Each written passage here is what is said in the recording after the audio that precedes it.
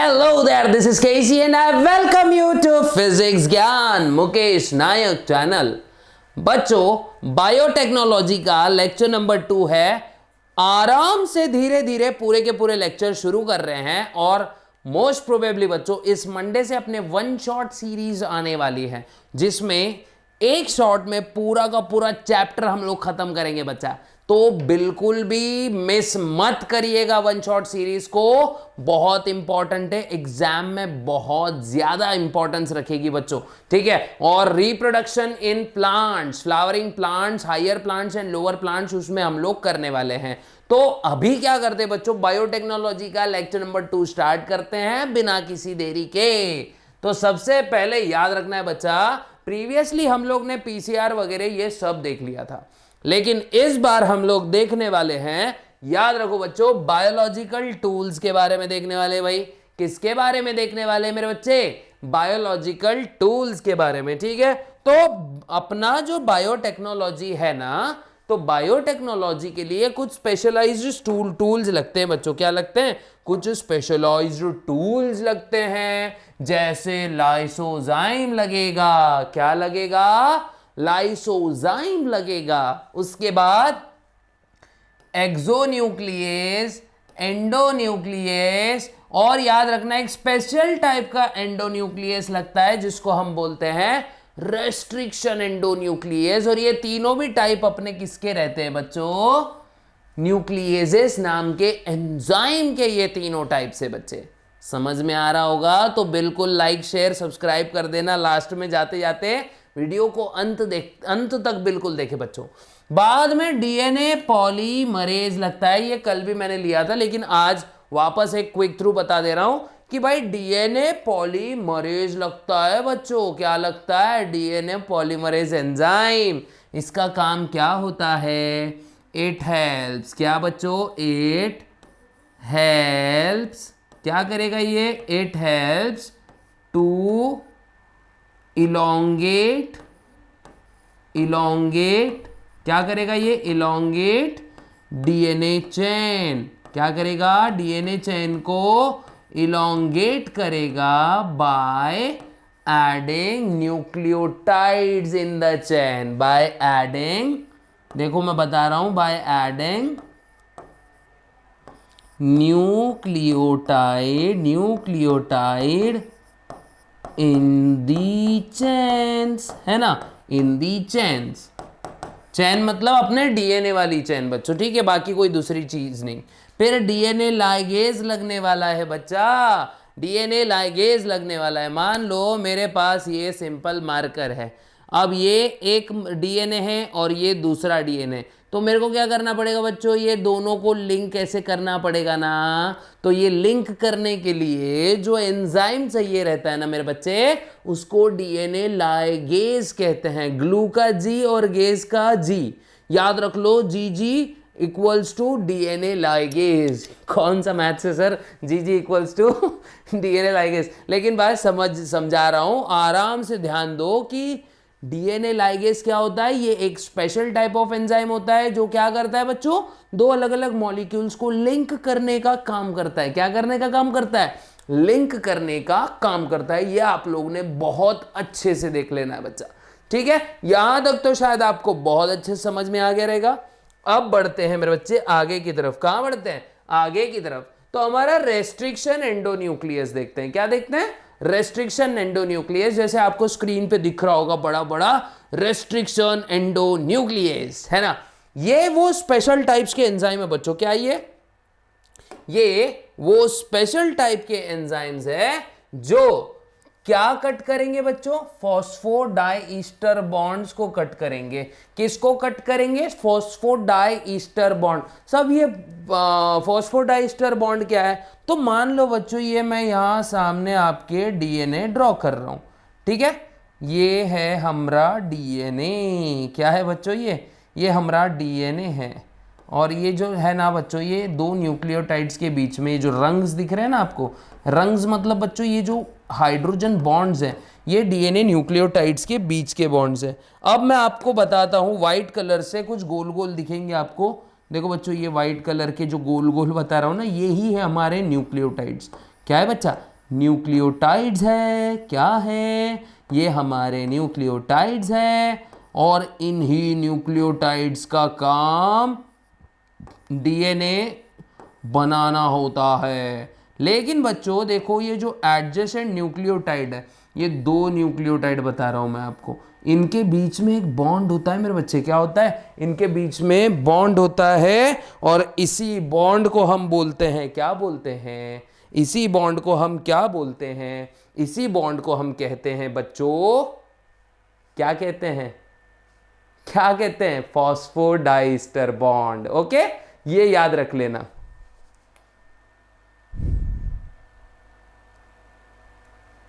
Hello. हाँ जी। Hello. हाँ sir बोलिए। विजय क्लासेस से बात कर रहे सर। हाँ सर बोलिए ना, आवाज़ पे। मीटिंग के बारे में कॉल किया था सर देखिए। हाँ बोलिए ना सर। 9:30 बजे मीटिंग है अपनी। हाँ मैसेज मिला ना मेरे को सर। मिला ना? हाँ हाँ मिल गया मिल गया। आपको पेपर मिल गया ना? वो वर्कशीट नहीं भेजा आपने, वो भेजने वाले अरे सर वो 300 MCQs है अभी, और कुछ ऐड करने हैं उसमें मेरे को। 6-7 चैप्टर है ना, तो 50-50 MCQ हर चैप्टर के वो, और वो पूरे टाइप करना बोल तो बहुत देर लग रहा है उसमें। जो बच्चों को देना है ना। हाँ हाँ नहीं, पता चल गया मेरे को, लेकिन आपको देता हूँ मैं फिर भी सर, जितना जल्दी हो सकता है उतना जल्दी देता हूँ। Okay. Hello hello.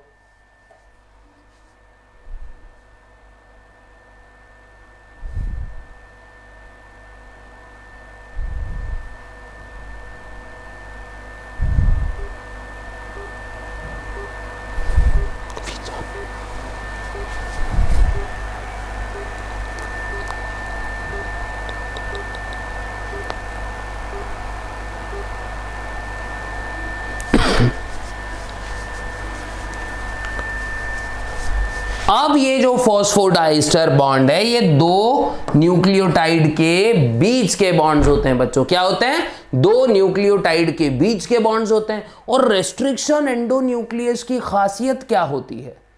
Restriction endonuclease की खासियत ये होती है मेरे बच्चों कि ये स्पेसिफिक साइट पे डीएनए को कट करता है। एक पर्टिकुलर साइट से ही डीएनए को कट कर सकता है, कहीं से भी उठ के मुंह लेके कहीं पे भी कट नहीं कर देगा। एक पर्टिकुलर साइट पे क्या करेगा? डीएनए को कट करेगा, और उस वजह से एक पर्टिकुलर जगह से ही डीएनए में एक निक बैठेगा। ठीक है, ये आप लोग ने याद रखना है, बहुत अच्छे से याद रखना है कि रेस्ट्रिक्शन एंजाइम्स का काम क्या होता है? डीएनए को स्पेसिफिक साइट पे ही ये क्या करेंगे? कट करेंगे। स्पेसिफिक साइट पे से cut cut cut cut cut कर देंगे। ठीक है, ये आप लोग को याद रखना है मेरे बच्चों। ठीक है, उसके बाद याद रखना, इन्हीं साइट्स को मैंने नाम दे दिया है रेस्ट्रिक्शन साइट्स। क्या नाम दिया है? Restriction sites. याद रख लेना, रेस्ट्रिक्शन साइट्स मतलब क्या होता है। अभी मैं आपको रेस्ट्रिक्शन साइट्स भी बता देता हूं कि व्हाट आर रेस्ट्रिक्शन साइट। ये होते हैं सर्टन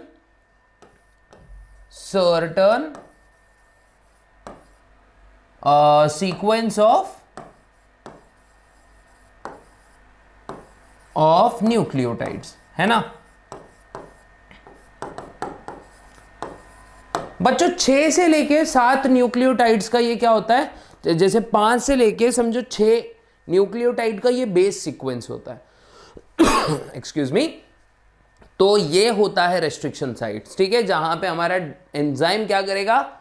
ऐसे कैची चलाएगा। इसीलिए रेस्ट्रिक्शन एंडोन्यूक्लियस को हम लोग मॉलिक्यूलर सीजर्स बोलते हैं। Why they are called as scissors? Because ये कट करने में काम करता है, एक्शन करने में काम करता है। ठीक है, मतलब डीएनए के अंदर एक निक प्रोड्यूस करने में ये काम करता है, इसीलिए इसको बोला जाता है मेरे बच्चों मॉलिक्यूलर सीजर्स। ठीक है, मॉलिक्यूलर सीजर्स। ओके, अब ये रेस्ट्रिक्शन साइट पे जो सर्टन न्यूक्लियोटाइड्स होते हैं, उन्हीं को अपन क्या बोलते हैं? Recognition sequences. क्या बोलते हैं बच्चों?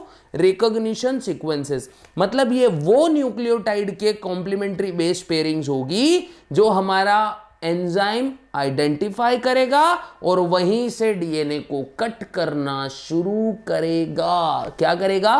कट करना भैया शुरू कर देगा। उसके बाद, हाँ उसके बाद देखते हैं बच्चों some examples of restriction endonuclease enzymes. ठीक है, ओके। अब याद रखना है, सबसे पहला आलू 1 क्या है बच्चों? आलू 1 क्या है? आलू 1। ओके, उसके बाद बाम H1, इकॉर 1 और हिंद 2, ये याद रखना है आप लोग ने। अब ये कुछ कुछ एंजाइम कहां से निकाले गए हैं, कहां से निकाले गए हैं मेरे बच्चों, ये निकाले गए हैं बैक्टीरिया से।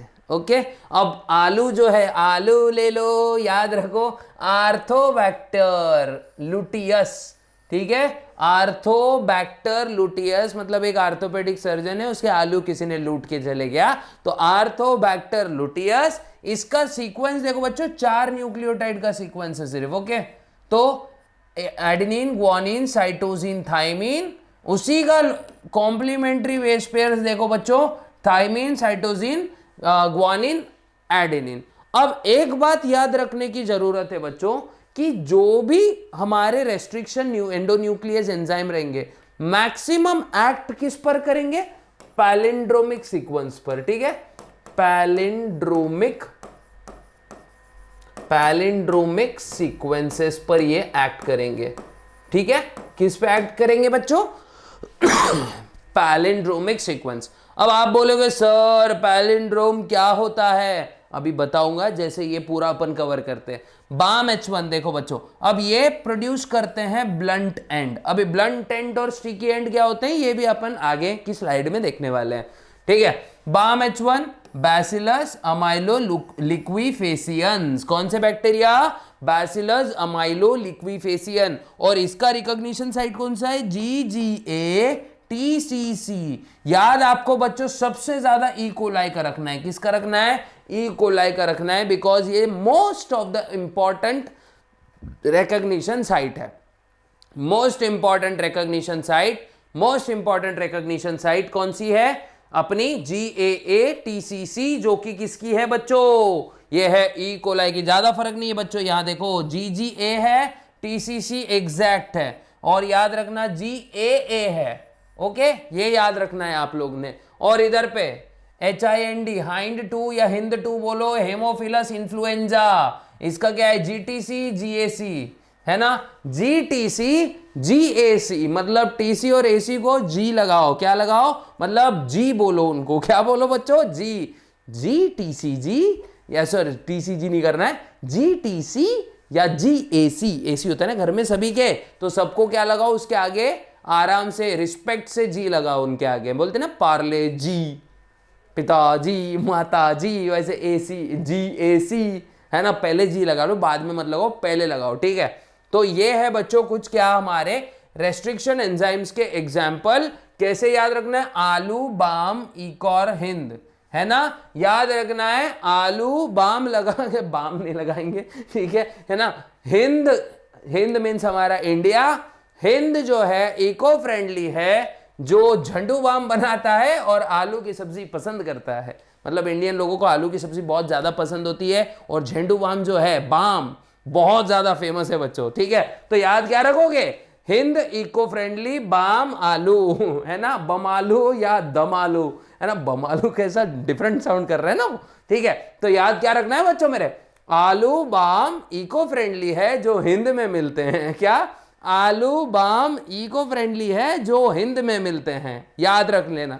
कोई भी ट्रिक बना के पढ़ो बच्चों, लेकिन पढ़ो जरूर, क्योंकि अगर ट्रिक्स से नहीं पढ़ोगे तो चीजें लर्न नहीं रहेगी। अब कुछ बच्चे होंगे मेरे वहां पर बैठे हुए जो देख रहे हैं इस वीडियो को, शायद पूरी देख रहे होंगे इस वीडियो को, तो ये कैसे होते हैं, मतलब कुछ को देखते ही लर्न हो जाता है, लेकिन कुछ बच्चे बिल्कुल भी लर्न नहीं कर पाते हैं, तो उनके लिए ये ट्रिक्स बहुत ज़्यादा कामयाब साबित होती है, क्योंकि अगर हम लोग ट्रिक्स से लर्न करते हैं तो चीज़ें बहुत फटाफट हमको समझ में आ जाती है। तो क्या करना है मेरे बच्चों, अच्छे से ट्रिक्स के साथ में बेस्ट तरीके से लर्न करना है, ताकि हर चीज़ आपकी क्लियर रहे, भूलो न को, आप कुछ भी मत भूलो। और अगर आपको याद रहता है और आपको बैक्टीरिया याद नहीं रखता है, तो बच्चों देखो ए से आएगा आर्थो का ए, आर्थोबैक्टर, और एलयू से आता है बच्चों लुटियस। तो जो भी एंजाइम को नाम देते हैं ना, तो जीनस और स्पीशीज, जीनस का कैपिटल लेटर उठाया जाता है, स्पीशीज के 2 लेटर्स उठाए जाते हैं, ठीक है,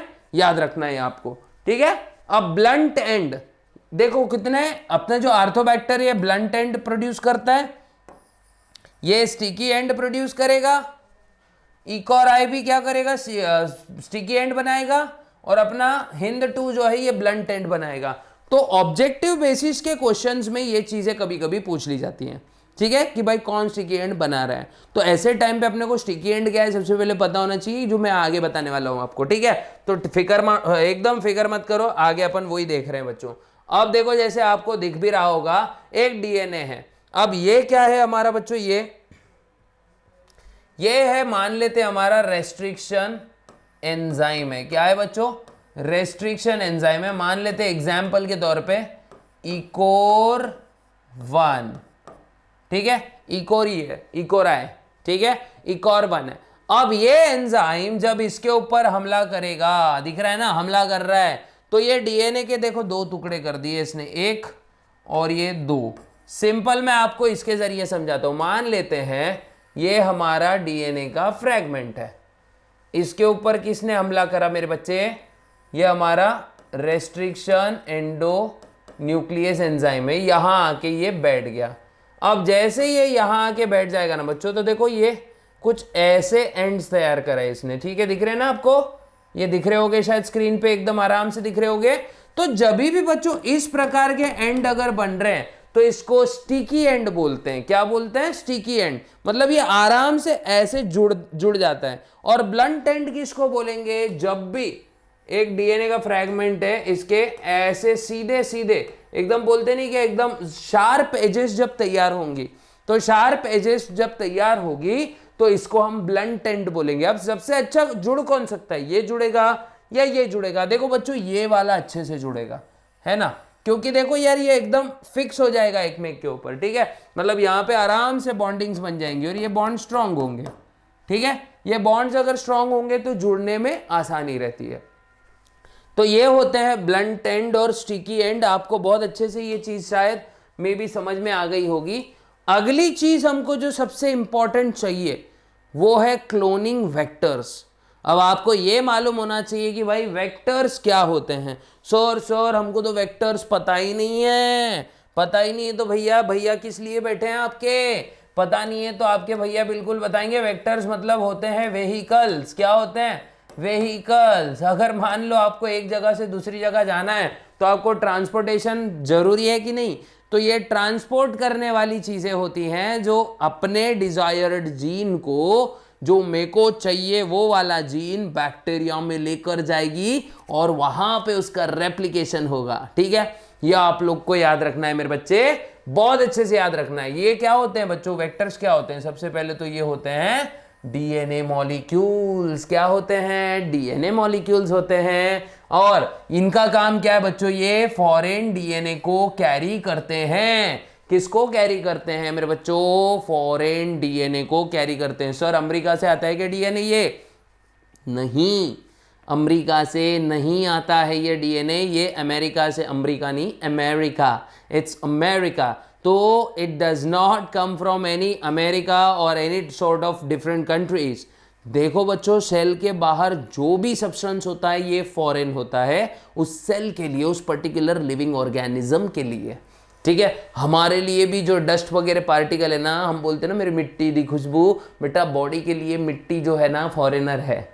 मिट्टी बोलो, वायरस बोलो, एंटीजन बोलो, ये सब चीजें फॉरेनर है। हाँ इमोशन देसी है, समझ रहे हैं ना, इमोशन देसी है। लेकिन अगर हम बायोलॉजिकल लेवल पे जाए तो एक डस्ट पार्टिकल जो हवा में उड़ रहा है वो अगर हमारे बॉडी में एंटर करता है तो वो बॉडी के लिए फॉरेनर होता है। यह आप लोग को बहुत अच्छे से याद रखना पड़ेगा।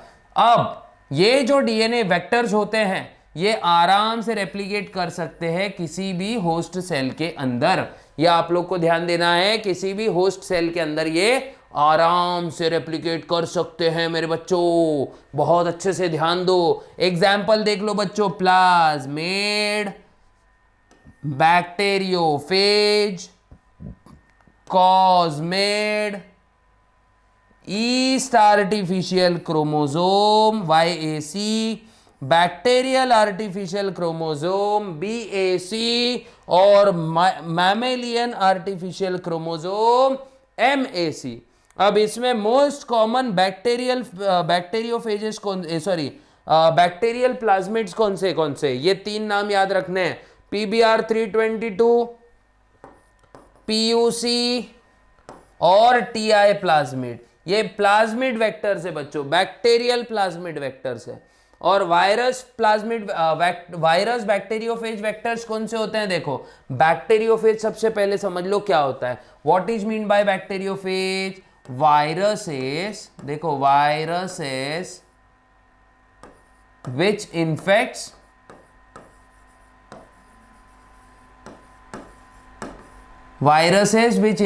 बैक्टीरिया, है ना, उन्हीं को बैक्टीरियोफेज बोलेंगे मेरे बच्चे। वायरसेस विच इन्फेक्ट्स बैक्टीरिया, इसी को कहेंगे बैक्टीरियोफेज। दो टाइप्स के होते हैं, एक होता है लैम्बडा फेज, एक होता है M13 फेज। ये दो याद रखने हैं, मोस्ट कॉमन यूज होने वाले बैक्टीरियोफेजेस है, लैम्बडा फेज और M13 फेज। ठीक है, ये शायद आप लोग को पूरी चीजें क्लियर हो गई रहेगी। अब आगे बढ़ते हैं बच्चों। अब रेस्ट्रिक्शन एंडोन्यूक्लियस तो हमने देखा था, लेकिन उसके टाइप्स थोड़े से अगली स्लाइड्स में आ गए, तो हम यहां देख लेते हैं कि रेस्ट्रिक्शन एंडोन्यूक्लियस के टाइप्स कितने होते हैं बच्चों। सबसे पहले तो type 1 restriction endonuclease, type 2, type 3, कितने? Type 1, type 2, type 3। अब याद रखना फंक्शन क्या है इसका, टाइप 1 वाले का, ये दोनों मतलब दो फंक्शन एक साथ करता है। एक तो ये एंडोन्यूक्लियस जैसा भी बिहेव करेगा और मिथाइलेज जैसे भी बिहेव करेगा। ठीक है, ये याद रखना है आप लोग ने। इसका एग्जाम्पल याद रख लो, इकॉक। क्या याद रखोगे? इकॉक, है ना। फिर बाद में टाइप 2 में आता है, ये दोनों गतिविधियां अलग अलग परफॉर्म करेगा, एक समय पे एक काम, मोर स्टेबल होगा और रिकॉम्बिनेंट डीएनए में सबसे ज्यादा यूज होगा, used in rDNA tech. RDNA tech मतलब बच्चा आरडीएनए टेक्नोलॉजी। अब ये मोर स्टेबल है, इसके दो एग्जाम्पल इकोरी और BG2, है ना, बैटल ग्राउंड 2, BGMI पता है ना सभी को, है ना। तो बैटल ग्राउंड 2 सिर्फ पैलिंड्रोमिक सीक्वेंस पे एक्ट करेगा। अपन पैलिंड्रोम में बताता हूं तुमको कि what are palindrome. Palindromic sequence बच्चों ध्यान रखो, ये स्पेलिंग देखो, अभी मैं आपके सामने याद लिख रहा हूं, मलयालम। क्या? मलयालम।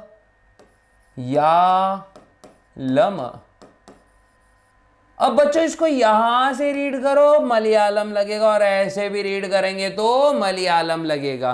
तो पैलिंड्रोमिक सीक्वेंस या फिर पैलिंड्रोम किसको बोलते हैं? अगर हम इसको आगे से रीड करें या पीछे से रीड करें, स्पेलिंग दोनों की दोनों तरफ से सेम होगी। उल्टी भी रीड करे तो सेम मीनिंग निकलेगा, सेम प्रोनाउंसिएशन निकलेगा, सीधा भी रीड करे तो वही सब चीजें दिखेगा। तो यही पैलिंड्रोम होता है बच्चों। जैसे मैंने आपको उस समय बताया था ना, अगर कोई बेस सीक्वेंस ऐसा है GAATCC, ये कौन सा है बच्चों? ये बेस सीक्वेंस किसका है? हमारे इकोर 1 के लिए। ठीक है, और इसको अगर मैं यहां से देखो तो हाँ एक मिनट, हाँ ठीक है, ये पैलिंड्रोम हम यहां बनाते हैं GAATTC।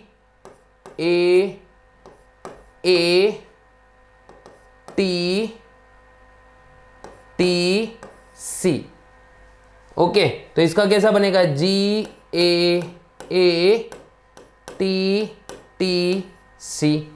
देखो बच्चों, इसको यहां से रीड करो और यहां से रीड करो, है ना। पहले इधर साइड रीड करो, बाद में इधर साइड रीड करो। देखो दोनों तरफ से सेम रीडिंग आ रही है। तो ऐसे टाइप्स को हम बोलते हैं, क्या बोलते हैं बच्चों?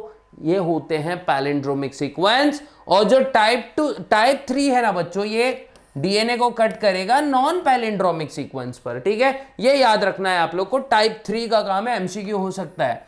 HPA1 और MBO2, ये दो टाइप के अपने टाइप 3 क्या है? टाइप 3 रेस्ट्रिक्शन एंडोन्यूक्लियस है मेरे बच्चों।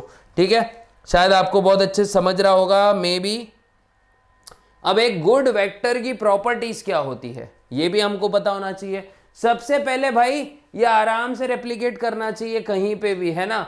ये कहीं पे भी आराम से रेप्लिकेट करते रहना चाहिए। उसके बाद इंडिपेंडेंट रेप्लिकेशन, बिकॉज जो बैक्टीरिया का न्यूक्लियोइड है उसके ऊपर इसको डिपेंड नहीं, ये इंडिपेंडेंट इसने क्या करना चाहिए, खुद का रेप्लिकेशन करना चाहिए। उसके बाद आराम से इसको इंट्रोड्यूस करते आना चाहिए। इंट्रोड्यूस मतलब सेल के अंदर ये आराम से इंसर्ट करते आना चाहिए इसको। अगर इसको इंसर्ट करते नहीं आएगा तो भसड़ मच जाएगी बच्चों, ठीक है, क्योंकि बैक्टीरिया का डिफेंस मैकेनिज्म हमारे डिजायर्ड जीन के टुकड़े टुकड़े कर देगा, और टुकड़े टुकड़े होने के बाद हमारे को हमारा डिजायर्ड प्रोडक्ट नहीं मिलेगा, और उसके बाद हम लोग गम में डूब जाएंगे। तो ऐसा नहीं होना चाहिए, इसीलिए ये इजीली इंट्रोड्यूस करते आना चाहिए। फिर इसके पास मार्कर जीन्स होने चाहिए बच्चों, जो एंटीबायोटिक को रेजिस्ट कर सके। अब एंटीबायोटिक को क्यों रेजिस्ट कर सके, कि भाई हमारा कॉम्पिटेंट होस्ट ही मर गया तो मर जाएगा, खत्म हो जाएगा ना काम। तो होस्ट के पास एंटीबायोटिक रेजिस्टेंस एबिलिटी होनी चाहिए। मस्ट कंटेन्स रेस्ट्रिक्शन साइट, इस वेक्टर के ऊपर, इस प्लाज्मिड के ऊपर रेस्ट्रिक्शन साइट्स होनी चाहिए, ताकि हमारा रेस्ट्रिक्शन एंजाइम उसको पहचानेगा और वहां से ही कट करेगा। उसके बाद should have promoter gene, operator gene और राइबोसोम बाइंडिंग साइट्स। अगर ये सब चीजें नहीं होंगी तो नया जीन बनने में बहुत दिक्कत आएंगी बच्चों, ट्रांसक्रिप्शन ट्रांसलेशन होने में बहुत ज्यादा दिक्कत आएगी, क्योंकि प्रोमोटर ये वो सब क्या करते हैं, रेप्लिकेशन, ट्रांसक्रिप्शन और ट्रांसलेशन में बहुत ज्यादा हेल्प करते हैं। और अगर आप लोग ने मॉलिक्यूलर बायोलॉजी नहीं देखा है तो एक बार वो वाला वीडियो जरूर देखें, उसमें मैंने पूरी चीजें बताई है। खैर उसमें इतना टेंशन लेने की जरूरत नहीं, क्योंकि हम क्या करने वाले हैं, अब धीरे धीरे वन शॉट में घुसने वाले हैं। वन शॉट जो है ना, वन शॉट में आप लोग को पूरी चीजें वापस से रिवाइज करवा दी जाएगी, वो भी फटाफट एकदम रैपिड फायर तरीके से। अब देखो ये हमारा अपना क्या है, प्लाज्मिड है बच्चा, है कि नहीं। Plasmid most commonly use vector होता है, रेप्लिकेट कर रहा है ये ई कोलाई में। ई कोलाई के लिए कौन सा है बच्चों, ECOR1 है ना, सॉरी ये तो एंजाइम है। ई कोलाई के लिए अपना नॉर्मल जो प्लाज्मिड था है ना, PBr322, याद है, शायद आ रहा होगा याद थोड़ा थोड़ा, है कि नहीं, ये कुछ नाम थे इसके। उसके बाद सेल्फ रेप्लिकेटिंग होता है बच्चों प्लाज्मिड, सर्कुलर होता है। कैसे होता है भाई, सर्कुलर होता है। ये चीजें आप लोग को याद रखना है, ये प्लाज्मिड का स्ट्रक्चर है। देखो यहाँ पे मैंने बताया है, ये देखो ये यहाँ पे इसकी ओरिजिन साइट होती है, साइट ऑफ ओरिजिन। ये है AMP, मतलब ये वो सीक्वेंस है हमारा मार्कर जीन जो एंटीबायोटिक रेजिस्टिविटी देगा। और ये पॉलीलिंकर, मतलब यहाँ पे हमारा कोई भी डिजायर्ड हम क्या कर सकते हैं, डिजायर्ड जीन को इंसर्ट कर सकते हैं, ठीक है, याद रखना है। और फिर हमारा डिजायर्ड जीन क्या करेगा, वो बताएगा, क्या बताएगा भाई, इसका असर बताएगा, असर होना चाहिए ना। अब देखो प्लाज्मिड वेक्टर्स फॉर प्लांट, तो प्लांट के लिए जो प्लाज्मिड है वो कहां से आइसोलेट कर रहे हैं बच्चों मेरे, हम आइसोलेट कर रहे हैं हम इसको आइसोलेट कर रहे हैं एग्रोबैक्टीरियम ट्यूमिफेसियन से। याद रखना, एग्रोबैक्टीरियम ट्यूमिफेसियन। अब ये एग्रोबैक्टीरियम का जो प्लाज्मिड है वो एक डिजीज कॉज करता है बच्चों प्लांट में, जिसको हम गॉल क्राउन नाम की डिजीज बोलते हैं। ये डिजीज के ऊपर क्वेश्चन आ सकता है। अब जब ये डिजीज कॉजिंग प्लाज्मिड में से हम लोग क्या करेंगे, हमारा DNA उसमें इंसर्ट कर देंगे, किसमें, एग्रोबैक्टीरियम में। तो हमको जो चाहिए वो agrobacterium rather than disease causing protein, वो क्या करेगा, हमारा डिजायर्ड प्रोटीन बनाएगा, ठीक है, यह आप लोग को याद रखना है। अब इसके पास बच्चों देखो ये कहां रहता है, सबसे पहले सॉइल में रहता है। कहां रहता है, सॉइल में रहता है। और इसके पास होता है एक प्लाज्मिड जिसको हम बोलते हैं TI प्लाज्मिड। क्या होता है, TI प्लाज्मिड। इस TI प्लाज्मिड के अंदर एक ट्रांसपोजोन होता है बच्चों। क्या होता है, ट्रांसपोजोन होता है। ट्रांसपोजोन मतलब क्या, सिंपल ये जंपिंग DNA, याद रख लो बच्चों इसको, क्या याद रख लो, जंपिंग DNA, मतलब ऐसा DNA जो जीनोम में इधर उधर जंप कर सकता है, ठीक है, याद रखना है। और इसी को tDNA बोला जाता है। क्या बोला जाता है बच्चों, tDNA, ठीक है। अब इस पर्टिकुलर प्लाज्मिड को, ट्रांसपोजोन को हम लोग मैनिपुलेट करके ट्रांसजेनिक प्लांट बना सकते हैं। अब जैसे जैसे बच्चों हम आगे बढ़ेंगे ना, आपको मैं बताऊंगा ट्रांसजेनिक प्लांट्स आखिर में होते क्या हैं। तो इसके स्क्रीनशॉट्स भी निकालते रहो बच्चों मेरे, तो ज्यादा अच्छा रहेगा। और लास्ट में हमको चाहिए कॉम्पिटेंट होस्ट। क्या चाहिए भाई, होस्ट चाहिए ना। असर कहां दिखेगा, होस्ट में। होस्ट यहां पर कोने इंसान नहीं है, ना ही कोई दूसरा जानवर है बच्चों, यहां पे होस्ट है हमारा बैक्टीरियल सेल्स, ठीक है। उसी के अंदर एक्सपेरिमेंट होगा, वही बाय प्रोडक्ट बाहर रिलीज करेगा, ठीक है। तो ये याद रखना है, दीज आर दो सेल्स विच कैन कैरी क्या है बच्चों, क्या कैरी कर सकते हैं, हमारा वेक्टर कैरी कर सकते हैं। वेक्टर में क्या होता है, डिजायर्ड जीन होता है।